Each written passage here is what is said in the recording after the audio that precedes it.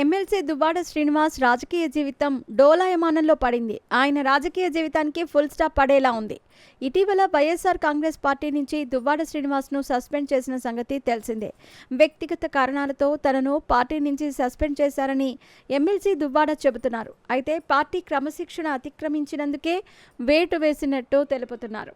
అదే సమయంలో మంత్రి లోకేష్ను పొగడటం వల్లే దువ్వాడ శ్రీనివాస్ను సస్పెండ్ చేశారని టీడీపీ, జనసేన సోషల్ మీడియాలో హోరెత్తిస్తున్నాయి. ఇంకోవైపు వైసీపీ సోషల్ మీడియాలో మాత్రం దువ్వాడను ఏనాడో సస్పెండ్ చేయాల్సిందేనన్న పోస్టులు కనిపిస్తున్నాయి.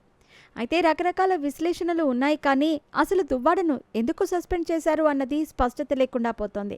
వాస్తవానికి దువ్వాడపై ఎప్పుడో సస్పెన్షన్ విధించాల్సి ఉన్నా ఆయన వైఖరి మారుతుందేమోనన్న ఆలోచనతో ఇన్నాళ్లు హైకమాండ్ వేచి చూస్తున్నట్టు తెలుస్తోంది. రోజురోజుకు ఆయన పరిస్థితిపై విమర్శలు ఎక్కువ అవుతుండటంతో వేటు వేశారని తెలుస్తోంది. భార్య, పిల్లలతో తగాదా పెట్టుకున్నారు దువ్వాడ శ్రీనివాస్. ప్రేయసి మాధురితో కలిసి చట్టాపట్టాలేసుకుని తిరుగుతున్నారు. రోజురోజుకు వారు స్వేచ్ఛగా వ్యవహరిస్తున్నారు. సోషల్ మీడియాలో రచ్చకెక్కుతున్నారు.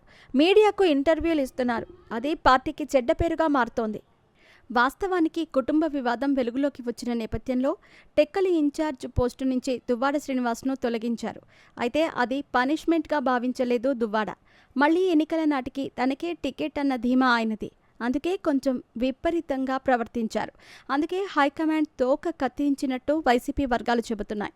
మరోవైపు టెక్కలి నియోజకవర్గంలో సైతం దివ్యల మాధురి తలదూర్చుతున్నట్టు ఆరోపణలున్నాయి.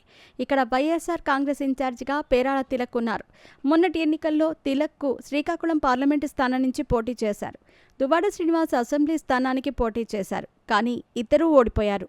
టెక్కలి ఇన్ఛార్జిగా దువ్వాడ శ్రీనివాస్ని తప్పించారు. పేరాడ తిలక్కు ఆ బాధ్యతలు అప్పగించారు. కానీ ఇటీవల మాధురి సోషల్ మీడియాలో ఒక పోస్ట్ చేశారు. పుష్ప డైలాగును గుర్తు చేసేలా దమ్ముంటే తెచ్చుకోరా టికెట్టు, తెచ్చుకుంటే వదిలేస్తా పోస్టింగు అంటూ పెట్టిన social media post YSR Congress పార్టీలో చర్చకు దారితీసింది. దీనిపై టెక్కలి నియోజకవర్గ ఇన్ఛార్జ్ తిలక్తో పాటు చాలామంది వైసీపీ నేతలు హైకమాండ్కు ఫిర్యాదు చేసినట్టు తెలుస్తోంది.